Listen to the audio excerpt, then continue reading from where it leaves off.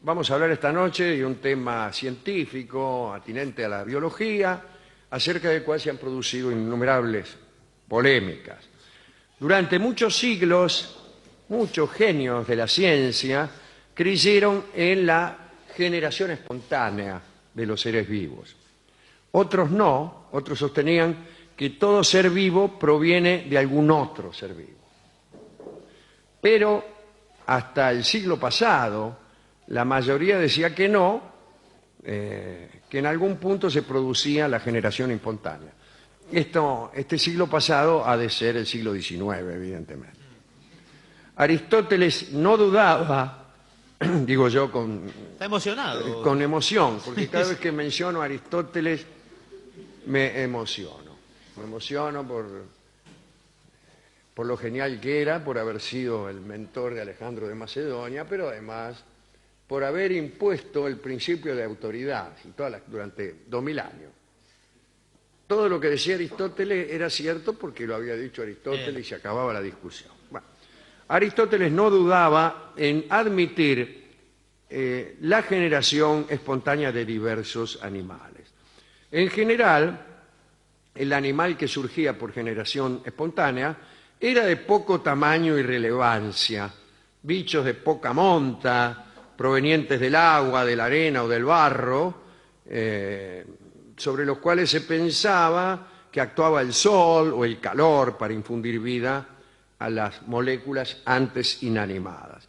Y Aristóteles decía: todo cuerpo seco que se vuelva húmedo, o todo cuerpo húmedo que se vuelva seco, produce animales mientras los pueda alimentar. Todo esto dijo Aristóteles y después se fue tranquilo a su casa a disfrutar de la fama de genio que tenía. Y lo era, por otra parte, porque ser genio no consiste en no equivocarse nunca. En sus tratados, Historia de los animales y de la generación de los animales, Aristóteles predicaba con cierto tono poético que algunos insectos procedían del rocío. El rocío que cae sobre las hojas, ¿no? También decía lo siguiente: en la lana se forman animalitos, las polillas, por ejemplo, que se forman sobre todo cuando se encierra allí una araña. O sea que la lana no es que se llena de polillas, directamente las genera. Todo lo que existe lleva en sí mismo el gen de su destrucción, o sea que la lana genera polillas. Plinio y los naturalistas antiguos predicaron estas enseñanzas aristotélicas, y los medievales también, y los modernos también. Y transmitieron estas enseñanzas a la posteridad con buenos resultados. Por ejemplo, la teoría esta de la generación espontánea sobrevivió durante 24 siglos. Y durante todo ese tiempo tuvo adeptos que llevaron adelante preceptos bastante curiosos. Hablaré de un amigo de este programa, Ambroise Paré, un hombre que vivió entre 1517 y 1590, era cirujano, ¿no? Y acá lo hemos conocido porque fue el médico de los sucesivos Valois, François I, Enrique II, Carlos IX, Enrique III.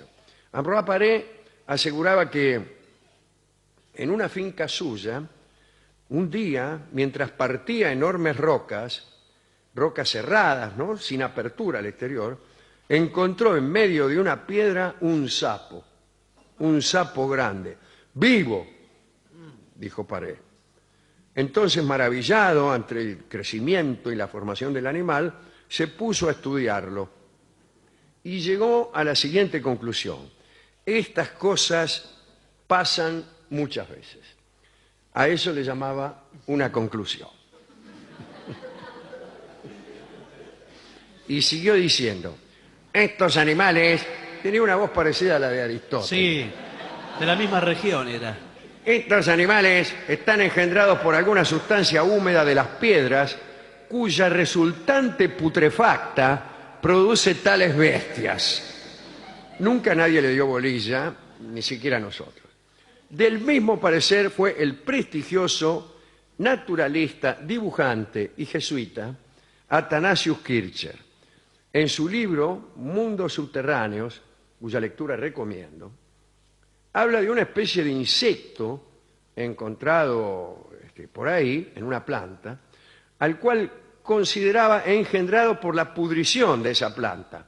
Incluso Kircher tiene un libro sobre el arca de Noé, donde está la descripción animal por animal. Entonces, había dividido a la naturaleza en animales buenos y malos. Y está bien eso. Y con toda naturalidad declara que algunos animales nacen de la podredumbre de las plantas o de algún fenómeno raro. De manera que no fue necesario poner esos animales en el arca. ¿Para qué poner una serpiente, por ejemplo, si, como dice Kircher, la misma surge de la mezcla de no sé qué cosa cuando se pudre y el calor de no sé cuánto? Claro. Bien. El flamenco Jean-Baptiste van Helmont, que vivió entre los siglos XVI y XVIII, o sea, vivió 200 años, debe ser 17, es 17, entendió que se podía fabricar animales y lo intentó redondamente. Quería fabricar animales a base de cosas. Tenía una receta, por ejemplo, para hacer ratas. Era la siguiente, atención amigas. Debía tomarse una camisa, preferentemente sucia, y ponerla dentro de una vasija con granos de trigo. Si se dejaba 21 días a la sombra, 21 días es el tiempo de gestación de la rata, los granos de cereal se convertirían en pequeños ratoncillos. No se sabe bien con qué beneficio, ¿no? Ya que la humanidad, por lo general, trató de no hacer más ratas, sino más bien de matarlas. Helmont también dio instrucciones para hacer insectos y ranas por medios parecidos. La posteridad da la nota que Helmont debió ser víctima de la broma de alguien o padecer de algún tipo de locura pasajera, porque el resto de sus tesis fueron realmente muy útiles. Por ejemplo, hay una recopilación de medicina vegetal, donde concibe la digestión humana como una fermentación, estudia un método para intervenir en esta ingestión de alcalinos, intervenir ingiriendo alcalinos para combatir Contra la los acidez. ácidos. Claro, bueno. Contra la acidez. Estudió los gases y además es el inventor de la palabra gas. Es el inventor de la palabra gas, que viene del griego caos. Y algún día hablaremos de la etimología de la palabra caos y de Leopoldo Marechal y de la preciosa página que ha escrito acerca del significado de esta palabra. Bueno, algunos desafiaban aquellas opiniones favorables a la generación espontánea. Nuestro amigo William Harvey, que como ustedes saben fue el que inventó la circulación de la sangre. No la inventó, señor. Antes de Harvey la sangre no circulaba. Apareció él y junto con un español, Miguel Servet, no juntos, sino separadamente, pero al mismo tiempo, inventaron la circulación de la sangre y ahora tenemos la suerte de que nuestra sangre circula a través de nuestras venas y arterias con los beneficios que cualquiera sabe. No se pudre ni nada. Bien. Este Harvey dijo, todo ser vivo ha de proceder de otro ser vivo. Bien. Un discípulo de Galileo, Francesco Redi, tomó la teoría de Harvey acerca de la generación de los animales y la corroboró con una sencilla demostración. Agarró dos pedazos de carne, puso uno abajo una campana de cristal y el otro lo dejó al aire libre. A la semana volvió. El pedazo descubierto se llenó de podredumbres, moscas y gusanos. Discúlpenme, ¿no? El pedazo protegido, lindo nombre para una película. Sí, el pedazo protegido. El pedazo protegido. ¿Quién actúa? Actúa Depardieu. Bueno, el pedazo protegido permaneció libre de todo gusano. Entonces quedó claro que los factores de putrefacción no procedían de la carne, sino de los fermentos, qué sé yo. Sin embargo, esa teoría nunca convenció a mucha gente y la procedencia de los fermentos nunca se pudo averiguar. Le recomendaron a Francesco Redi, que leyera a Aristóteles e hiciera menos experimentos, ¿no? O sea, el principio de autoridad antes que la experimentación. Pero además lo metieron preso porque parece que no había agarpado los pedazos de carne que dejó pudrir y el carnicero lo demandó. Había otro, un inglés, John Turberville, que era un sacerdote, que allá del siglo XVIII es este, decidió dar fundamento y corregir los experimentos de Francesco.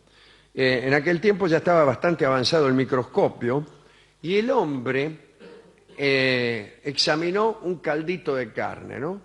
Lo calentó para esterilizarlo, lo tapó y al cabo de unos días vio millones de seres vivos minúsculos por el microscopio. Y entonces se aseguró que no cabía dudar de la generación espontánea. Pero el conde Louis de Buffon, que andaba escribiendo los 44 tomos de su historia natural, le creyó y agregó que esto probaba que la teoría espontánea podía ser el origen incluso de animales de mayor tamaño. Es decir, si funciona con pequeños microbios, ¿por qué no con sapos? Y todo eso. Pero apareció un tipo, Lázaro Spallanzani, que hizo el mismo experimento, pero cerró bien los frascos. Y entonces no apareció ningún bicho viviente, ¿no? Y después aparece Pasteur. Pasteur, que en principio estaba ilusionado con la idea de generar sustancia orgánica, la vida misma, ¿no? Y trató elementos con luces poderosas, con imanes, cientos de máquinas que llenaron su laboratorio y su cabeza, y al mismo tiempo estudió las fermentaciones en alimentos y alcoholes, y pronto descubrió que eran unos organismos diminutos que en absoluto provenían de la generación espontánea, ¿no? Aquellos cuerpos entraban por el aire y dependían de él. Muchos le llevaron la contra a Pasteur, bueno, tuvo problemas con casi todo el mundo. Había un tipo llamado Wicks, que parece que era un discípulo de Prost. Prost era un tipo que también hacía experimentos como Frankenstein, quería darle vida a los cadáveres y cosas así. Porque le parecía que efectivamente la vida se generaba con elementos que, sometidos a determinadas presiones, temperaturas, por ahí producían un milagro que era la vida. Hoy sabemos que tiene razón, que tenía razón. Y dejó un discípulo llamado Wicks, que estaba un poco loco, ¿no? Pero se le dio también por experimentar con su propio cuerpo al discípulo. Entonces se ponía, se agarraba de los pararrayos, qué sé yo. A ver si le crecía a ver algo. si le pasaba algo. No sabemos cómo terminó. Pero lo que sí sabemos es que efectivamente todo ser vivo desciende de otro ser vivo. Pero también sabemos que en determinadas condiciones de laboratorio, lo que acabo de decir, es posible concebir vida. Pero lo sabemos desde hace muy poco. Yo desde ayer. ¿A quién dedicar esta charla, no? Bueno, a nuestro amigo Aristóteles, que sostenía, por ejemplo, que la mosca tenía 4 patas. ¿Pero por qué? Porque nunca se había detenido a mirarla. No pudo No, atrapar una. los griegos pensaban. A los griegos les parecía que la ciencia aplicada era, como nos cansamos de decir aquí, banáusica. Era algo que hacían los hombres menores. Los hombres mayores pensaban. Entonces, ¿cómo se va a agachar Aristóteles a contarle las patas a una mosca? No. Un hombre que ha escrito lo que él no se va a poner a contarle las patas a una mosca.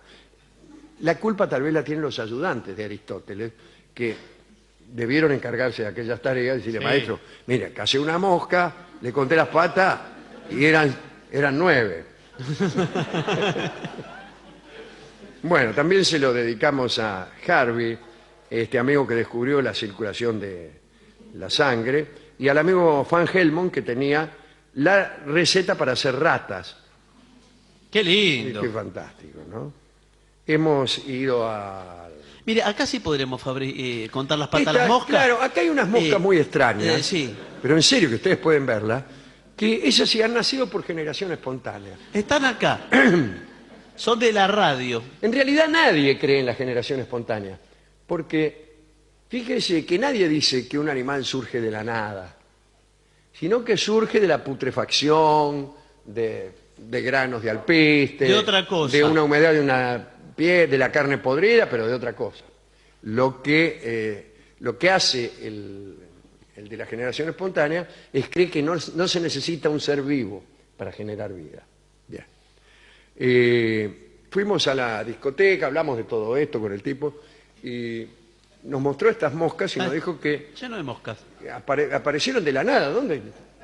Yo Sí, nunca, esta especie de moscas no la vi nunca. No. Probablemente sean las famosas moscas de 4 patas de las que hablaba Aristóteles. Le pedí entonces un disco y me dijo que había una grabación de Carlos Gardel que hablaba de este asunto, ¿De la generación espontánea? de la generación espontánea o al menos de las moscas. Y el tango resultó ser como La Mosca, un tango de un uruguayo muy gracioso y se llama Roberto Obreo Barbosa, y que es un tango divertido si uno quiere, y si no quiere es un tango científico que nos llama la atención acerca de la generación espontánea de los animales.